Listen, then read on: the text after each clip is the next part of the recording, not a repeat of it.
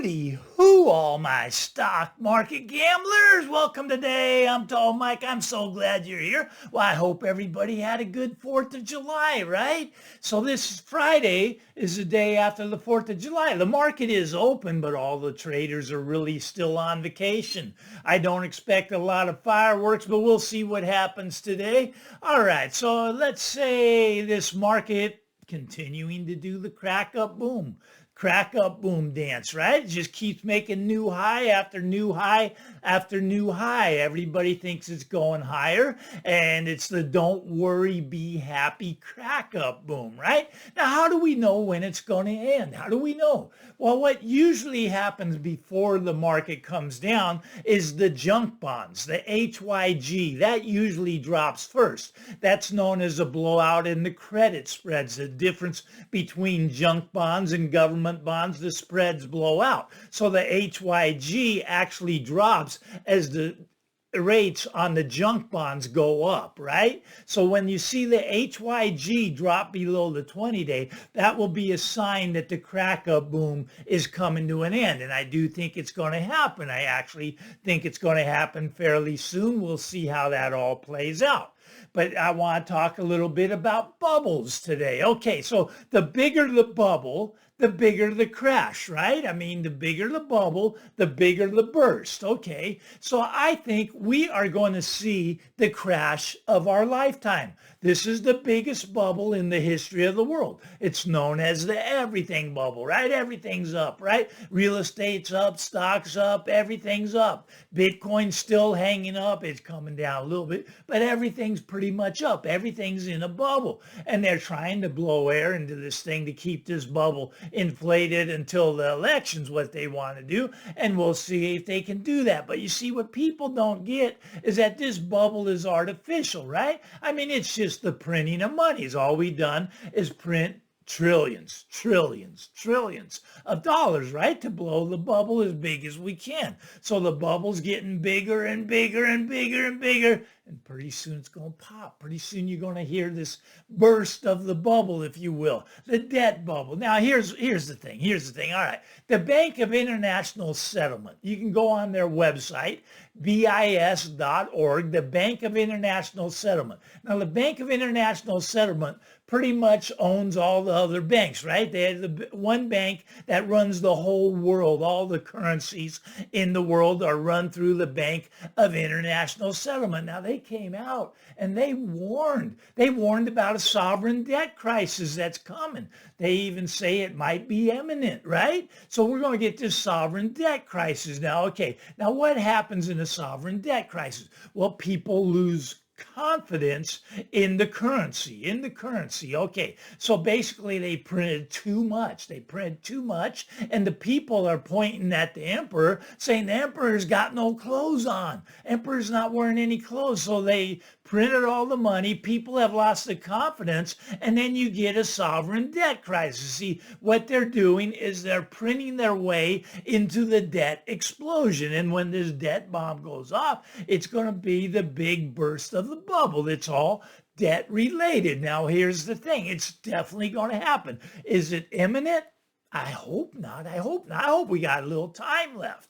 I've got a really good life. And what's going to happen after the debt bomb goes off is the world is going to change. It's going to shift. There's going to be many, many resets. People are going to die. Things are not going to be good. Is it going to go the Mad Max direction? It is possible. It is possible that we lose order. It is possible we go into extreme chaos. All when the debt bubble pops. They're going to print money until they burst the debt bubble. There's not going to stop printing money. They don't know how to do that. Matter of fact, I'd even agree that it's too late to do that. We're going to see the crash of our lifetime. Now, what I want to talk a little bit today about is how to protect yourself from the crash of a lifetime. Now, I know there's a lot more to protecting yourself than just financial, but this is a financial channel. Yes, you should have some extra food set aside. Yes, you should have a supply of water set aside. Yes, things can get very ugly. You might want to have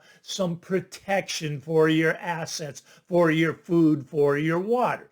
Things can get really ugly, but on this channel, we're going to talk about the financial end. Look, everybody's going to Well, pretty much everybody's going to lose everything. It's going to be a greater depression. In the Great Depression, nobody had money. Now, houses, they only went down by 26%. But you got to understand, back then, houses were all paid for. They didn't have these 5, 10% loans and finance 90%. So it only dropped 26%. When this happens, you're going to see the houses at least half off. It's going to be the biggest drop of houses we've ever had, bigger than 2008. You see, what we are right now is just an extension of 2008. They never let 2008 play out. They never let it wash out. You see, that's where the Fed is making gigantic mistakes of not letting things wash out. If they let 2008 wash out, we'd be rebounding. We'd be well on our way to a strong economy. But they didn't let it wash out. Instead, they chose the easy route. Let's print over it. Let's print trillions of dollars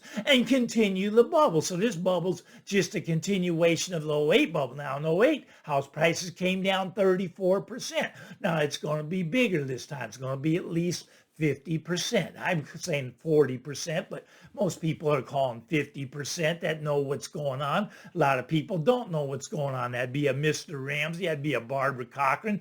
They know what's going on, but they got to talk their book. They got to talk things up. They got to make their assets go higher, and their assets are in real estate. So they talk up that it's a great time to go out and buy. But okay, so how do you protect yourself in this big coming crash of a lifetime when the big debt explosion goes off? Now, I say it's going to go back to real money. I say we're going to reset back to real money. You got to have some real money on hand. Yes, you're going to need a little bit of cash, right? Cash eventually will go to zero, but initially people will probably still accept that for payment for food. But eventually we go back to real money. Okay, what is real money? It's gold and silver. Okay, now out of those two, which one would I say to stock up on? Well, a lot of people can't afford gold, so I'd say silver. Plus, I'd say silver is a way better bargain here, way better. Now, why is that? Why is that? Okay, well, if you study history, now I was around in the 80s, so let's talk about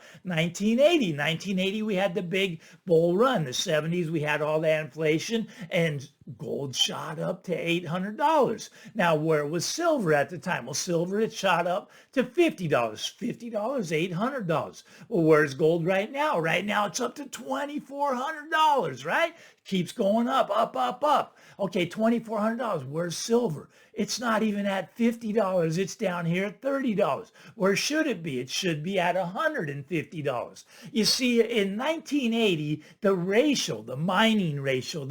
mining ratio is what they pull silver and gold out of the ground at. You see, they mine for gold, and silver is pretty much the byproduct of mining for gold. Now, in 1980, they pulled out 17 ounces of silver for every 1 ounce of gold that they got out of the ground. That's very interesting, right? All right, so we take the $50 that silver was in 1980, multiply it by 17, what do you get? You get $850, right? And gold was at $800. So 17 to 1 was the ratio then, right? Well, what is the mining ratio today? Well, today it's only 7 to 1. They're only getting 7 ounces of silver for every 1 ounce of gold. Now, why is that? Why is that? Why did the mining ratio change? You see, as they dig deeper and deeper for gold, see, all the top level stuff is gone. They've mined that. That was that was the low-hanging fruit. They mined all the top stuff. So as they dig deeper and deeper for gold, there's not as much silver down there, right? Silver has a tendency to melt up to the top of the earth. And as you get lower, there's less and less silver. Okay, so we were at 17 to 1 as a mining ratio back in 1980, but now we're only at 7 to 1. 7 to 1, that's ridiculous, right? Okay, so you got gold going 2,400, right? So at 7 to 1, silver should be well over $300 an ounce right now. $300 an ounce right now. Where's it at? It's at $30 an ounce. That's crazy, Tall Mike. Yeah, it's crazy. Why is it there? You have this thing called silver manipulation. You see, for every 1 ounce of real silver, physical silver is what you got to get. You got 400 ounces of fake silver, paper silver. You ever seen paper silver? It's not real, right? It's just not real. It's like the SLV. That's not real silver. It's like in the futures contracts. That's not real silver. It's all those derivatives. That's not real silver. For every 1 ounce of silver, there's 400 ounces. 400 fake ounces. Now, when the music stops and that explosion, who's going to be holding that 1 ounce of silver? Well, I hope it's you. I hope you're holding the physical ounce. All those paper ounces are going to go away and they're going to start bidding for that physical ounce. Okay, that physical ounce. Right now about $30, let's call it. So that physical ounce, even at $300, what is that? $30 now. $300 is what it should be, just on the mining ratio of 7 to 1. Should be well above 300. That's a 10-to-1 return on your money. 10-to-1 return on your money. But I'm telling you, it's going to be more than 10-to-1 return. Why, Tom? Tell me why. Because of the fake silver. You got 400 fake ounces for every 1 ounce real. You can do the math on that, right? $30 for the 1 real ounce times 400. What is that, $12,000 for an ounce of silver? Mike, you're just talking crazy stuff today. Did you get hit with a firework? You must have got hit with a firework on the 4th of July. You've lost your mind. $12,000 for an ounce of silver? I'm just doing simple math. Maybe it doesn't go to 12,000, but I do think 300 is very rare, very real going to happen. That's a 10-to-1 right now. Now, they do manipulate it. They keep it pushed down. They don't want that silver coming up. Why? Because it's real money. They don't want you and me holding real money. Look, they want you in the system. They want you in the dollar where it's easy to steal your money. And talking about stealing your money, man, these banks make me really nervous right now. The FDIC, they don't have enough money. When the banks start falling over, they don't have the money, so they're going to bail in, right? Now, Cyprus, what'd they do? They took 20% of all the money off the top, off the bankings, right? You have 100,000 in the bank. Well, now you got 80,000 because they took $20,000 and they say that's the management fee to help the country. You're helping the country. Your country needs your money. Well, if they'd stop printing money, maybe they'd do a little better, right? But this is what's going on. The banking system makes me really nervous. When this debt explosion goes off, there's not one bank that's going to be left standing. You do you, but I would not have a lot of money in the banks. Do I think government bonds are okay? Yeah, short term, maybe some 3-month T-bills. I don't think the government's going to default, but what's going to happen is the money they pay you back with not going to be worth anything. You want to get the real money. What's the cheapest way to get the real money? It's to get the coins minted before 1964. You can get dimes, you can get quarters, half dollars, dollars. Anything minted before 1964 is 90% pure silver. And that's going to become valuable again. That's going to become real money again. That's going to be the things that people want. That's what they're going to be taking as payment for food. That's what they're going to be taking as payment for houses. That's what they're going to be taking as payment for boats and cars. And things are going to get really, really cheap when you have real money. You might want to pick some of that stuff up before it's all gone. It is disappearing because people are catching on.